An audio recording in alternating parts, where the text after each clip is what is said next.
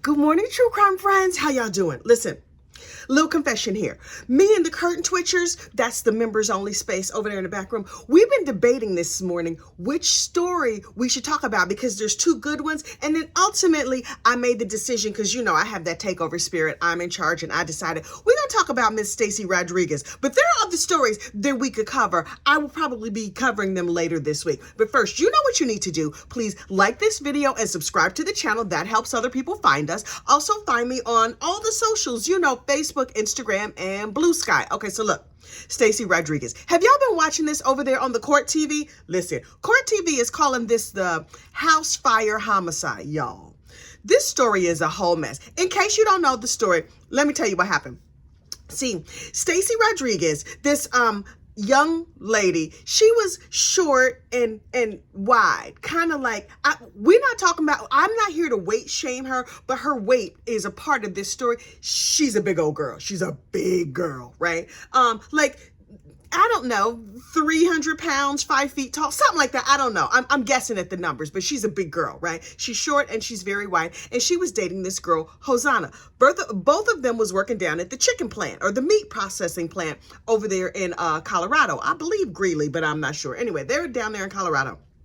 And Hosanna was 23 years old, married with 3 kids. That's a lot of kids at 23. But okay, live your life, girl. No judgment.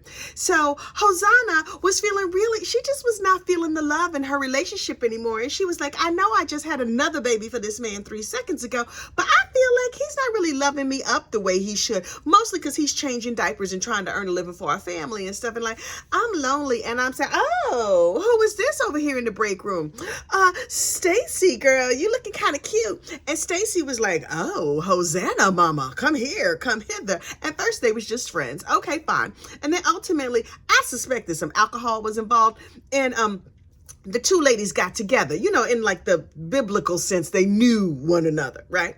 So they started having this little thing back and forth. But apparently Miss Hosanna, allegedly, now I don't know what happened, what she was doing with her body, it ain't none of my business. But word on the street is she was giving it up out of both draw legs to anybody who came by, right? And then ultimately Stacy got a little bit jealous and was like, why are you giving the goodies that's supposed to belong to me to everybody else? And they would fight back and forth. And it became a domestic violence relationship. Y'all haven't even been dating that long and it's already a DV situation. Okay, that sounds real bad. But wait, it gets worse. So the two ladies continued their relationship. Ultimately, Hosanna broke up with her boyfriend and started spending all of her time with Stacy. Okay, and they would go out and they would drink together. They would love and they would fight and they would love and they would fight. According to them, they were very toxic for one another. So Stacy started getting real jealous and threatening the life of Hosanna's baby daddy. I was like, now, see, what you can't do is threaten the lives of my loved one. Okay, you upset that I'm still, Uchi and his coochie and stuff, but you can't be threatening his life, threatening my kids, all this stuff. It's a bad situation. Hold, please.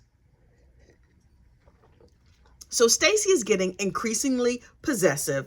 And P.S. Stacy is 19 when this story takes place. Not old enough to drink. Hosanna is 23, of the legal age to drink, and have 3 babies, apparently. So one day, Hosanna goes to a birthday party. She's here, there, everywhere, all over town with her family, with her kids and everything, going to the birthday parties of other friends. And Stacy is like, I have not seen you all day. Now it's nighttime. It's my time. So they get together, Stacy and Hosanna. They pile in Stacy's mama's car. Child, why are you dating somebody who got to drive their mama's car? Anyway. They get in her mama's car and they go down to the local club. And they drinking, they dancing or whatever. But keep in mind, Stacy is 19. She's not even old enough to get in the club. So she got to sneak in the back door or whatever. They drink, they laugh, they have a good time. Now, of this couple, Stacy is Hosanna is the more girly one of the two. And Stacy is a big tank of a woman, right? So she's walking around and she's guarding the body of her woman. And they having fun. After the club closes down, Stacy was like, I still want to drink some more. I mean, they had bottles of alcohol in the house, but they decided not to drink. I mean, in the car, but they decided not to drink those. So they're asking everybody, hey, do you know where there's an after party? Do you know where there's an after party? And they drove around, but they could not find the after party. Then they see this Mama Luke standing over here on the side, and they're like, oh, hey, do you know where there's an after party? He's like, well, I got alcohol in my house. Why don't you come to my house and other people are going to come? And they were like, okay, cool. So they go to the home of a stranger. Like you do? I don't. Listen, I have not drank in a long time. I've been sober for doggone near 30 years at this point. But I'm like, I don't remember going to the homes of strangers to consume alcohol, but I might have. I might have been too drunk to remember. So anyway, they go to this dude's house and they're like, where are the other people at? He's like, they're coming. But they keep drinking and partying and having a good time or whatever. And the drunker they get, the stupider they get. And at some point, Stacy goes outside to smoke a cigarette. Their host goes outside to smoke a cigarette. While the two are outside, they get in some sort of argument back and forth. It doesn't seem that major. They get in an argument. They come back in the house, and they're still kind of bickering at each other. The host smacks the butt of Hosanna. Now, Hosanna says she doesn't really mind. It's not a big deal. Maybe the host was trying to get something going with these girls. But it was not jumping off. Ultimately, the little back and forth fight escalates. And he's like, you know what? Get out of my house. You can leave. Now, the women had two decisions to make at this time. They were like, our very drunk host, we are also very drunk, has kicked us out of his house. Look, there's the door. It's wide open. We could just leave and forget we ever knew this Mama Luke. Now, will we be driving drunk? Yes, absolutely. And that would be a crime, but not nearly as bad as the crime these women ultimately commit. So finally, an argument breaks out between the big girl, Stacy, and their host. I believe his name is Christopher, but don't quote me on that. Please hold, my throat is dry this morning. The two get in an argument. So Stacy takes a beer bottle and clunks the host upside the head. But it doesn't like knock him out or anything. See, also, he's real drunk. Everybody been drinking vodka straight from the bottle and all kinds of other who knows what. Oh, and there's a cute, friendly dog running around, right? So Stacy, this big girl, gets into a fight with the host, and Hosanna goes in the kitchen and finds, I'm not sure what it was, like a letter opener, something long and skinny that had like a pointy end and a dull end. Stacy lays her big body on the host and starts stabbing him 5 times in the neck with the letter opener. Here's the part that is so crazy. She doesn't use the pointy end. She uses the dull end. Ouch. 5 times in his neck, unfortunately unaliving him, leaving him just like trying to catch his breath and not die on the floor. And so the two women go in the kitchen and have a conversation about it. Well, it looked like he dead. What are we going to do now? I mean, yeah, we probably shouldn't have gotten a fight with him. We probably shouldn't be at a stranger's house. Y'all never heard of stranger danger? Okay, whatever. So, they sit here and have a discussion about, what should we do now? We're going to do the only natural thing we can do, and that is that we're going to rob him and set his house on fire. So having made that brilliant decision, they went through his drawers and they stole some things from his house. They stole his phone. Then they went to the gas station, and between the two of them, one of them paid, one of them pumped the gas. They got like $1 worth of gas in a water bottle, filled it up, drive back to his house. Stacy admits to going back inside of the house and spraying gasoline all over the place. And then she's like, oh, well, I really have unfortunately unalived this dude, but I am a pet lover. So she opens the door so the dog can go out into the backyard. Probably the only decent thing this heifer's done in her whole entire life. And then since she's a smoker, she does have a handy dandy lighter. So she lights a piece of paper on fire and she drops it, and like cartoons, the house goes up and the two ladies drive away, and then they act like nothing ever happened. Well, of course, the fire breaks out, the fire police, everybody comes, and they're like, oh, this is a terrible house. Oh, this is a dead Mama Luke here on the floor. Oh, he probably died from smoke inhalation. Or that thing that's stuck into the side of his neck with the dull part stuck it went all the way through. What? Anyway, so the police start investigating, and they were like, who would unfortunately unalive this dude? He just was a mild-mannered bar goer who maybe liked his music too loud and his alcohol too much and had questionable taste in women, but that is not a crime that is punishable by being unfortunately unalived, right? So the cops do their investigation. They're like, okay, he was at the club, he went here, he went there, whatever. They do their whole investigation, and they find these two women, right? the two girls are picked up in a truck, and they're just like, they're driving the truck or whatever, and the cops pull them over like, hey, we're gonna separate you two idiots. I mean, you two accused criminals. And one cop is gonna talk to Hosanna, and the other cop is gonna talk to Stacy, and both of them are like, who, us? We don't know. We have no idea what you're talking about. We don't know anybody. We didn't do anything. We don't know nothing about nothing. And the cops are like, right, only we have a mountain of evidence against you, so please come with me and arrest both of these mamalukes. Now, Hosanna is like, ooh, I got 3 kids and a baby daddy. This is going to be real bad for me. So I think ultimately what I'm going to do is first, I think I'm going to try and get out of this by saying, I don't know anybody. I don't know anything. I don't know. And then she lied to her kids like, oh, hey kids, mommy is on vacation and I'm going to be home soon. And Hobby, the baby daddy, was like, for what? I'm over here changing diapers, working jobs, taking care of 3 kids. You telling the kids you on vacation? No, ma'am. So finally, Hosanna's act right must have got fully installed at some point, because she was like, okay, I'm gonna come clean, I'm gonna confess to what I did. And she took a plea deal to some version of unaliving in the 1st degree, unaliving in the 12th degree. I don't know. She took a plea deal and she got the low sentence of 32 years to life. Keep in mind, this woman was 23 years old at the time of the crime. So she's going to be in her 50s when and if she gets out of prison. And please know, this prison sentence was richly deserved. I'm surprised that the state of Colorado was so lenient. But the deal with her sentence is she's got to testify against her toxic domestic violence relationship partner, Stacy. So Hosanna comes into court and she's sad and she's feeling real bad. Meanwhile, Stacy been over there in prison writing her letters. And finally, Hosanna was like, you know what? Now that I'm away from this heifer, literal heifer, this cow, who is an unfortunate unaliver. I wouldn't call her names if she was like a regular citizen. But she over here just unfortunately unaliving people for sport. No, ma'am. We do not tolerate that here at the Gossip, the Rumor, and the Innuendo. So Hosanna is writing and receiving letters. They call them kites in prison. So all these kites are going back and forth, right? And finally, Hosanna's like, you know what I'm going to do? Instead of destroying these letters after I read them, I'm going to turn them over to the district attorney. Here, district attorney, here's a little confession letter from my former lover, Hosanna, who's talking crazy to me, who in one sentence says she loves me, and in the next sentence says she's going to kick my behind, and in the next sentence confesses to the crime. The most recent letter they had in court was written on a paper towel. I appreciate the ingenuity. But at the end of the letter, it says, flush.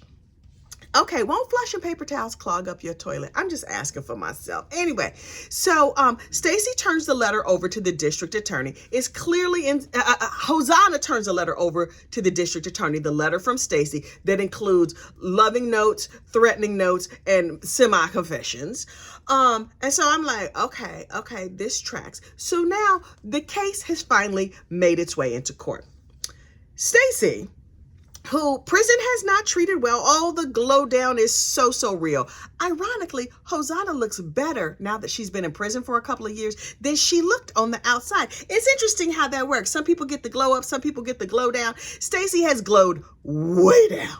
Way down. Although she didn't have much further to go, if you ask me. So anyway, so she shows up in prison and she's really enjoying her murder trial. She's just like giggling and flirting and talking with her lawyers like, hey, how you doing? Oh, this is my mom and them. Hey, Miss America, this is a murder trial, not like visiting hour at the zoo. What are you doing, ma'am? She's giggling. She's talking. Oh, she's enjoying her murder trial a real lot. Then when the jury comes in, she's like stoic and quiet and shy.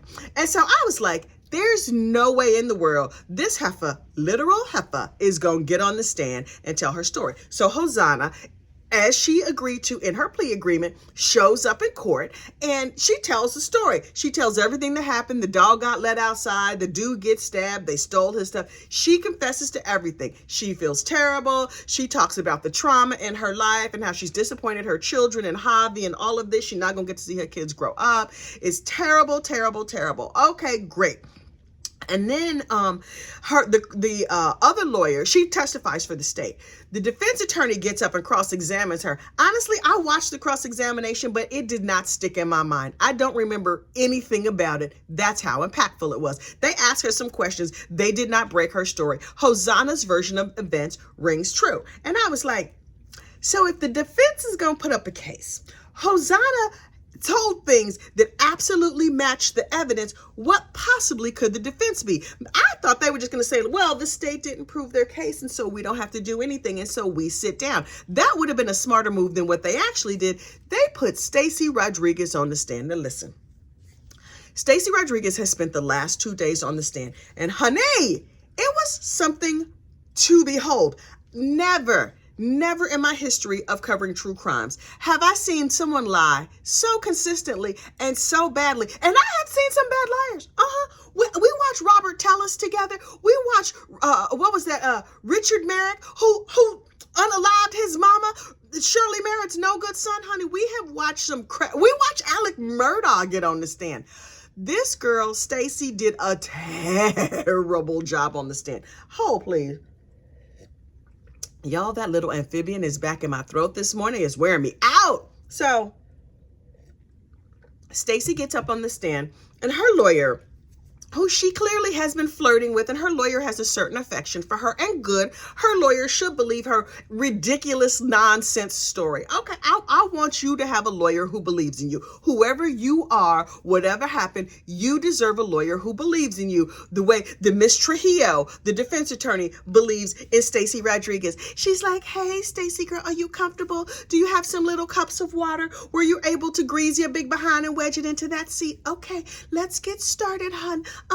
Okay, say your name. And Stacy, the murderer, Rodriguez, the confessed murderer, was like, hi, my name is Stacy, and I'm very shy. I suffer from social anxiety. Ma'am, were you socially anxious when you was unfortunately unaliving that dude and when you was flirting with your lawyer over there at the table? I'm asking for myself because now you sitting here looking crazy.